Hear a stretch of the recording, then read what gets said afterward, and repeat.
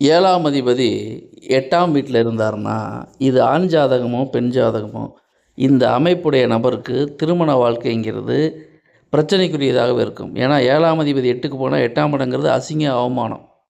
அப்போ திருமணம் ஆனதுக்கப்புறம் தன்னுடைய வாழ்க்கை துணை மூலமாக, வாழ்க்கை துணை வீட்டார் மூலமாக ஜாதகருக்கு அசிங்க, அவமானம்ங்கிறது தொடர்ந்து வந்து கொண்டே இருக்கும் அப்படிங்கிறத புரிஞ்சுக்கணும்.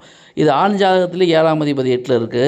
பெண் ஜாதகத்திலே 7ஆம் அதிபதி 8ல இருக்குன்னா, திருமணம் ஆனதுக்கப்புறம் ஒவ்வொருத்தர் வீட்டினால இன்னொருத்தருக்கு அசிங்க, அவமானம் இது தொடர்ந்து நடைபெற்று கொண்டே இருக்கும்.